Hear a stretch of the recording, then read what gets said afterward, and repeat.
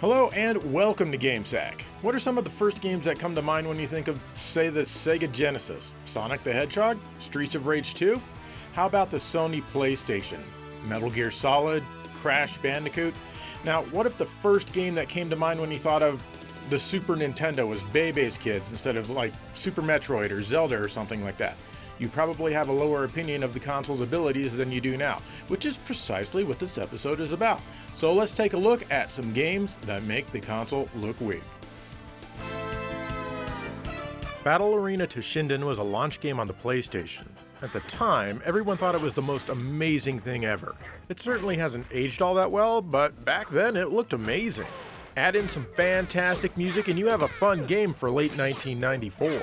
Having this game on the platform helped give Sony the edge over the Sega Saturn, who had the glitchy Virtua Fighter pack-in as its only 3D fighting game for a while. However, Sega was determined to right that wrong when they were able to score a version of the game on the Saturn a little more than a year later, and they called it Battle Arena Toshinden Remix. In fact, they made this version themselves.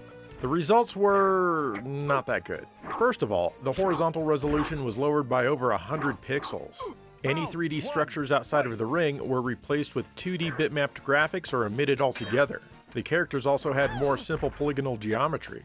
Transparencies were replaced with ugly-looking dithered graphics. Yeah, that doesn't look good. Even if you're using composite or RF, that looks clearly worse than the PlayStation. Oh, and the game itself ran noticeably slower. At least the cool music is still here, but it's much quieter on the Saturn for some reason with no way to adjust it. The sound effects and voices themselves also sound duller. Whoa. This was one of the first several games where you could directly compare the Saturn to the PlayStation, and honestly, making this one was probably not the best idea at the time. At least not how they did it. What it did was really showcase the PlayStation's strengths and the Saturn's weaknesses. It could have been much better had they made a few different decisions. The most obvious one, I think, would have been to give Ellis a solid color dress or a different costume altogether rather than trying to fake transparency through dithering. They did try to make up for some of the deficiencies with new story modes and new character art, but really it just doesn't add that much. Later on, Battle Arena Toshinden URA was released on the Saturn. URA stands for Ultimate Revenge Attack. This is basically a remake of Battle Arena Toshinden 2 on the PlayStation. This time they played to the Saturn's strengths and mostly got it right. The resolution is much higher. It runs in interlaced mode, and as a result it has higher resolution than even the PlayStation version. It may look less sharp than the PlayStation game here in this video, but on a CRT it's much more crisp. It only runs at 30 frames per second, but so does the PlayStation version. This time, they didn't even bother giving Ellis the transparent dress and instead redesigned her outfit. She still has the transparencies on the PlayStation version though. I think it might have actually looked fine in the Saturn game if they had dithered it since the resolution is so high. Those colored spotlights in the background here, for example, use dithered transparencies and they look pretty good because of the high resolution. I don't think that this particular game makes the Saturn look weak, but I show it so that you can see how much Battle Arena Toshinden Remix failed and what it could have been. Fire Wave! Whoa! Whoa! Whoa!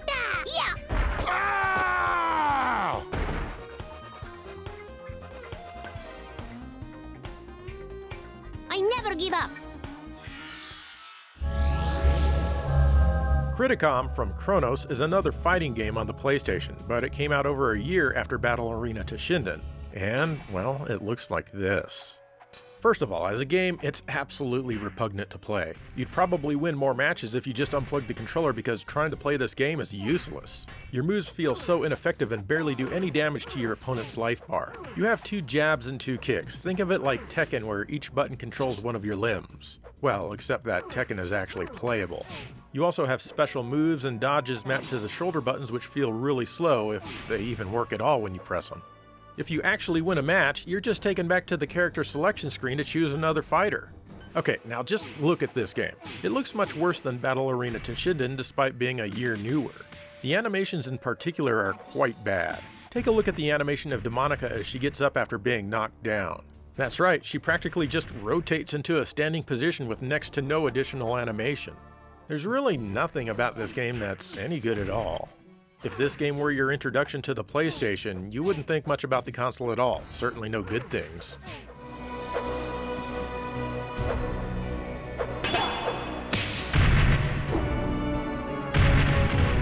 They brought this game to the Saturn almost 2 years later for some reason, so it's gotta be way worse, right? Well, it's certainly not better. Once again, the Saturn version lost any polygonal structures outside of the ring, but gained nicer looking floors that don't warp to high heaven like the PlayStation version does. The character models also look less good, not that they looked any good to begin with. The gameplay is still utter trash, and I have no idea why they thought Saturn owners also needed to experience this. The Saturn can do games like this that look and sound great and play awesomely as well. Why would anyone rather play this?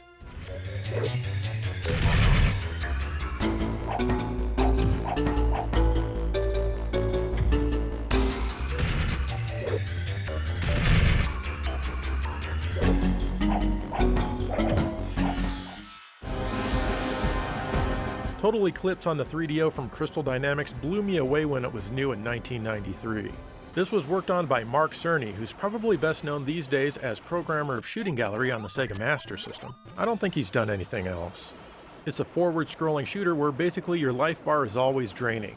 Shooting stuff refills it, so you need to shoot as much stuff as you can. You also get to fly through tunnels, which can be annoying due to lack of analog controls, so you're bumping into walls a lot. But back then, it was really cool. You can also roll, mainly to show off the graphics, but it serves no actual purpose in the game other than giving you more points if you kill enemies while rolling. The music was pretty cool too.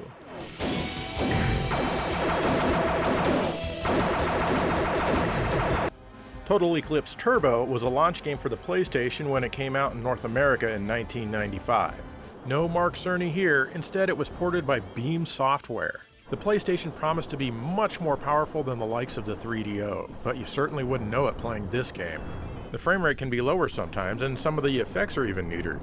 Side by side, they look really close. You'd never know how much more powerful the PlayStation actually is. About the biggest visual difference is that the waves that move up and down do so faster on the PlayStation than they do on the 3DO. Oh, and for some reason, the PlayStation music is lower quality and in mono. Comparing this one with the original version back in the day, you might come to think that the PlayStation doesn't offer much beyond the 3DO.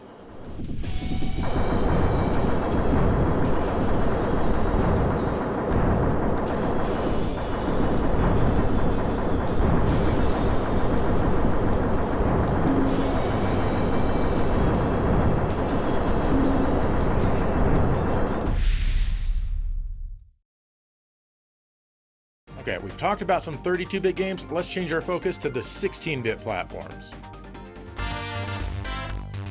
Here's Double Dragon 2 on the Mega Drive from Palsoft. I could honestly talk about any of the Double Dragon games that appeared on the Genesis in this episode, but let's focus on this one for now. First of all, this is the only home port of Double Dragon 2 that makes an attempt to bringing the arcade game home. Both the NES and PC Engine CD versions of the game changed the levels quite radically. They really only used the Double Dragon 2 arcade as an inspiration. Even though this one's more faithful, you're not going to feel like you're in the arcade when you're playing this one. First of all, the game barely runs. Even moving around the screen when you're the only one there seems to make the game struggle. In fact, there's no part of the game that isn't plagued with horrendous slowdown. This not only messes with your timing of the attacks as you try to play, but you can almost physically feel it. The best way I can describe it is that it's bumpy, as it keeps getting faster and slower, almost like you're hitting tiny speed bumps. I guess it's kind of like imaginary controller rumble.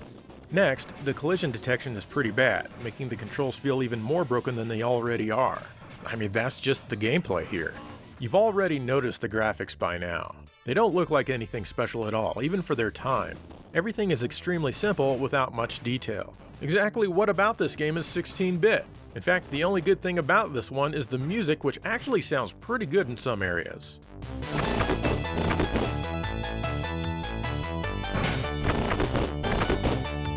But you don't want to put this game next to Double Dragon 2 on the NES, or it's going to look like the 8-bit console is about 100 times more powerful than the Genesis/Mega Drive. I'm glad this one was only ever released in Japan, but honestly, it never should have been released at all.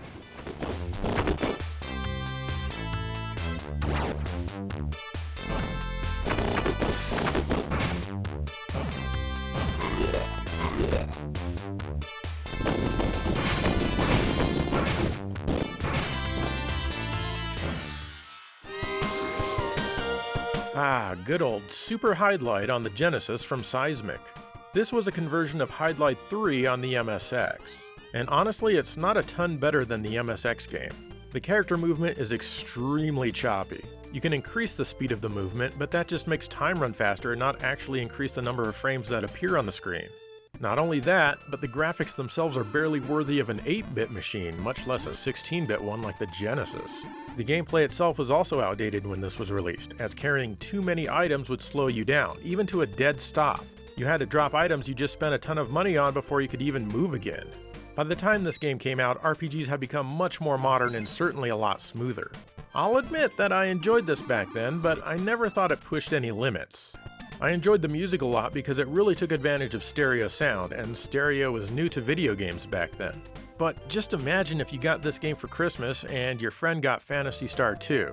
Guess who's gonna get beaten up more at school after Christmas vacation ends?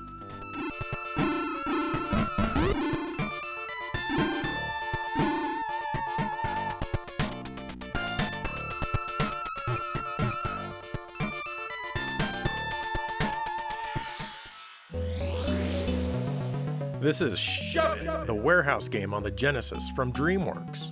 I can't believe they actually had the gall to sell this on the system. Your goal in this puzzle game is to push all of the boxes on any given screen on top of the dots. You can only push, not pull. I don't like these types of games, but you might. However, look at this. Does anything here tell you that it needs to be on the Genesis? The graphics certainly aren't 16-bit quality. There's also nothing remotely interesting about the sound. Sure, each time you beat a level, you get a sweet cinematic cutscene of your dude pushing boxes, but that's as exciting as the game gets. And it's not very exciting at all. This game belongs on the Game Boy, and it's there, and it's called Voxel. Who thought this needed to be on the sleek new high-tech 16-bit console? If it were a $5 game, I might be more forgiving, but it cost around $35 when it was new, which is over $70 today. Yikes.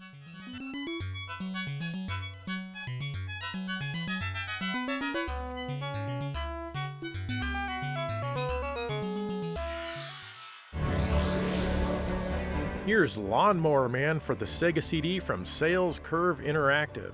Unlike the 16-bit cartridge versions of Lawnmower Man, which had some pretty impressive graphics, this one goes out of its way to do the opposite. Being a CD game of its time, this one of course revels in having full motion video everywhere. Bad full motion video, much worse than most you'd find on the Sega CD. There are some brief scenes from the movie here and there, of course. But most of the game itself is original stuff, and it's very blocky looking. That is, if you can even call this a game. For example, here you think you're getting ready for some fast-paced flying action using the Sega CD's scaling and rotation abilities, but nope. It just tells you to turn one direction or another, and you need to do it in time. You feel entirely disconnected from the action, way more so than other FMV games where you simply press a direction. There are also other minigames here, kind of like those questions you might see in an IQ test. Not exactly my idea of a fun video game. This not only makes the Sega CD look weak, but also makes CD-ROM technology as a whole look boring and useless. 5. Turn right.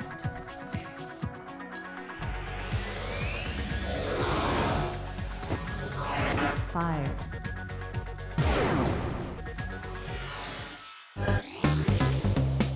This is Street Combat for the Super Nintendo from IREM. That's right, half Street Fighter, half Mortal Kombat. It's important to know that this game came out after both of those. Oh man, is this one bad. It's a one-on-one fighter with a jump button. Of course, there's no reason for the jump button as you can only move back and forth on the ground, not up and down and all around like a beat-em-up.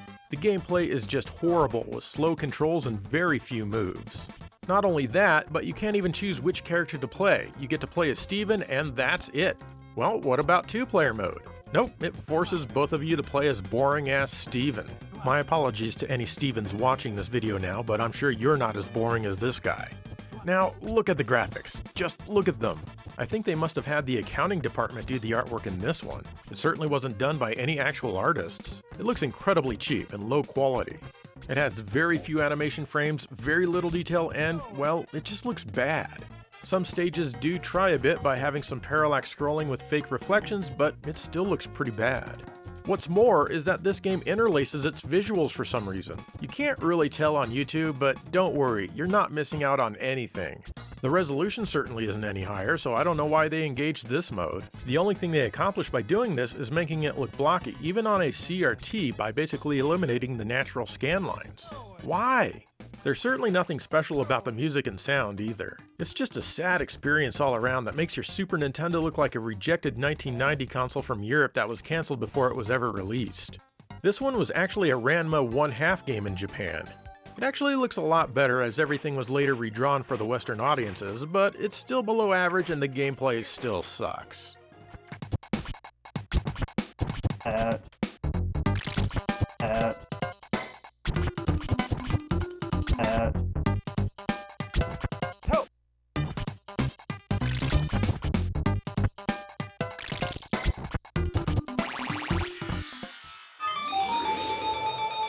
This is Inindo, Way of the Ninja for the Super NES from Koei.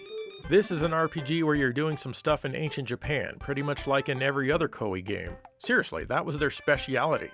Anyway, it begins with an unskippable intro, and I'm sorry, that's just rude. You get to the title screen and then you press start. Then you have another unskippable story sequence. And nobody reads this slow, it's pretty agonizing. Then it shows the title again! The actual gameplay consists of tiny, unremarkable graphics. The NPCs move in a very choppy fashion. The nicest thing I can say about the dungeons is that they're uninspired. The battles are certainly playable, but visually they're rather primitive. You can attack near and far, and of course the enemies have very choppy movements to them. Nothing has artwork that makes you think you're playing on a 16-bit console. The music here is horrible, and it gets old after the first few seconds you hear it, and you're going to be hearing it a lot. Tons of reverb is applied because why not? The sound effects are literally only a few beeps here and there. Granted, this game was ported from rather primitive Japanese computers, but there's no excuse not to make things a lot nicer for the more modern platform.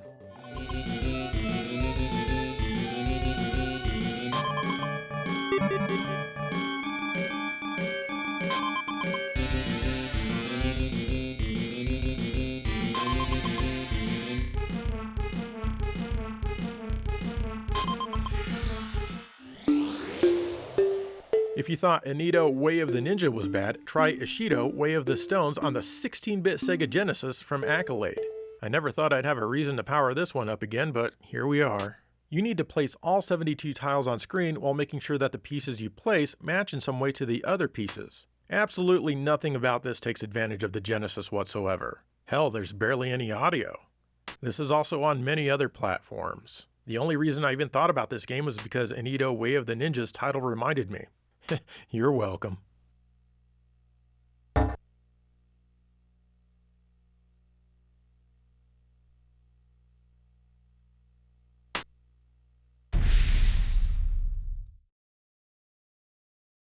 We're not done with the 16-bit era just yet, as I have 3 more examples to show you. Plus, I'm going to toss in a bonus 128-bit game as well.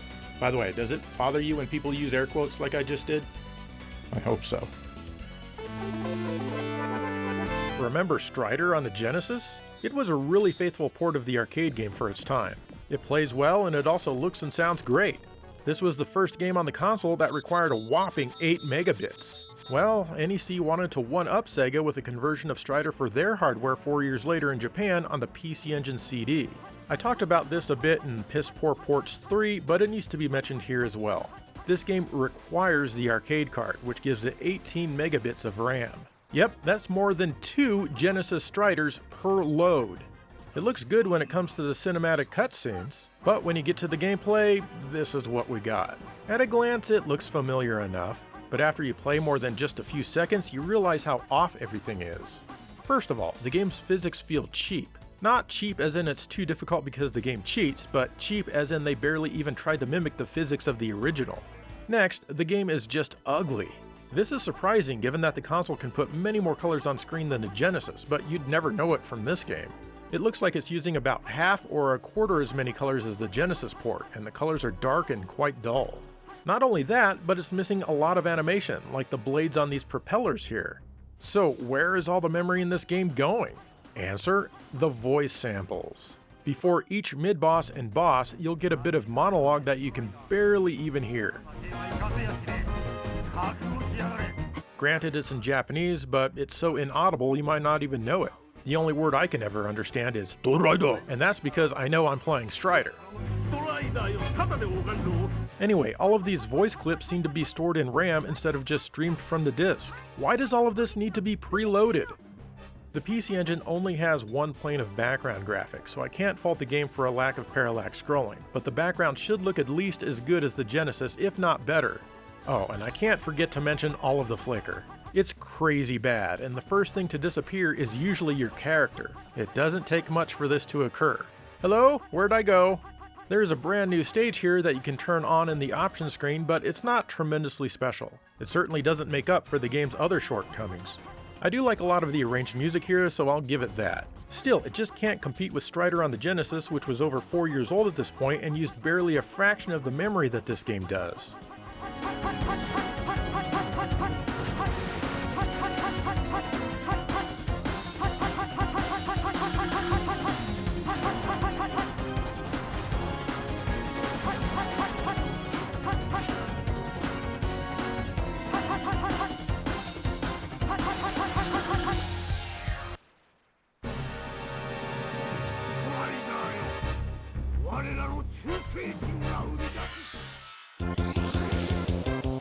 This is Road Riot 4-wheel drive on the Super NES from THQ. This is based on the arcade game where you race buggies around a track. As you can see right away, this didn't turn out well at all. It only runs between 5 and 8 frames per second. Let me say that again. Between 5 and 8 frames per second. That is ridiculously low. In fact, it's so bad that sometimes you can't even tell what's going on with your buggy. It just flops around and begins to tumble for some undiscernible reason. Somehow, it's still fairly easy to win. Just in case though, you can also shoot projectiles with the L and R buttons, though they seem rather ineffective in giving you any sort of advantage. Oh, and there's no music, which makes the game seem like it has even less substance. Granted, I don't think the arcade had any either, so I'll let that slide. You know what's really sad though? This game makes Quad Challenge on the Genesis look decent. This game isn't exactly a tour de force on the console, but at least it's more playable as it runs at a respectable 15 frames per second. Well, respectable in comparison anyway. Can you imagine this game being your first experience with the console and not knowing that other games like F-Zero exist? Oh god.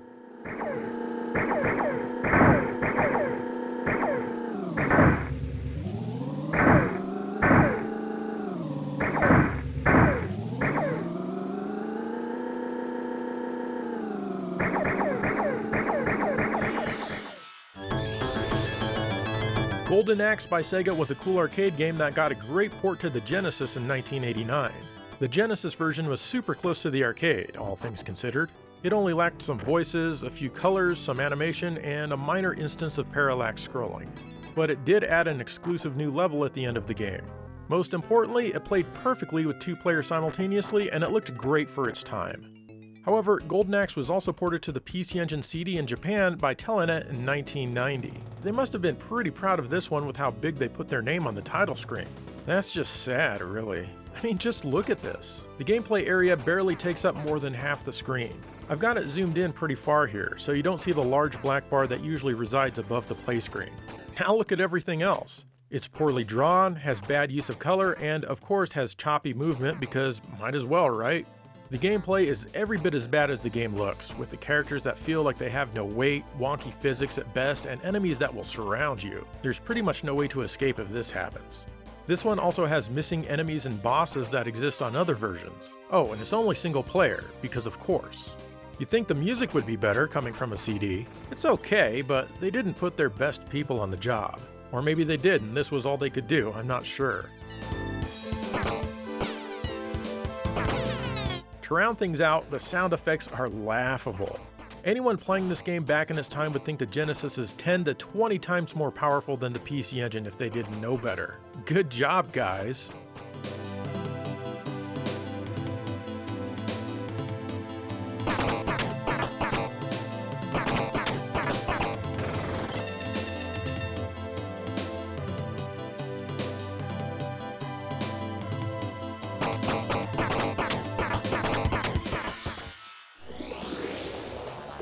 Finally, here's Slave Zero on the Dreamcast from Infogrames. Yeah, I know that's not how you pronounce infogrames, but that's what they get. Wait, is that the PlayStation 3 font?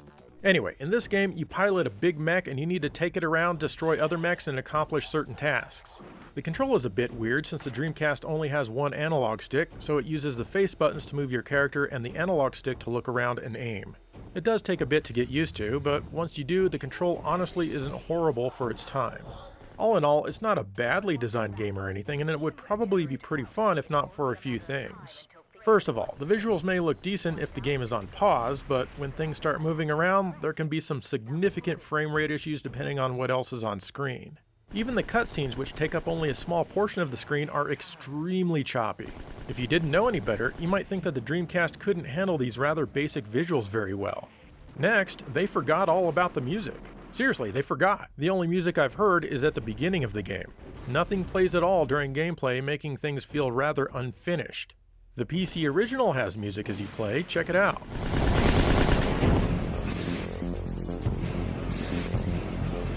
But there's nothing here on the Dreamcast. Moreover, the sound effects themselves will sometimes cut out. Like here, my machine gun has just stopped making noise. It eventually comes back after the game reloads, but man, that is just some shoddy code right there. And that's what it all boils down to, shoddy, buggy code. It's like they had a deadline they had to meet or else, so they just shipped the unfinished version. It's really too bad, because this could have been a rather good game if they had spent a few more weeks with it. Block sentinels from arriving in the sector.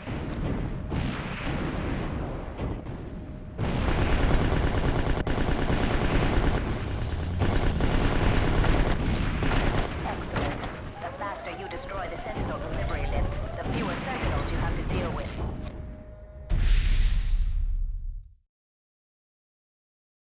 There you go, that was over a dozen more examples of weak-ass games. I'll say one thing for these titles though, they sure do make me appreciate the good and even decent games on a platform even more. So what are some examples of games that you feel make a platform look weak? Let me know. In the meantime, thank you for watching GameSack.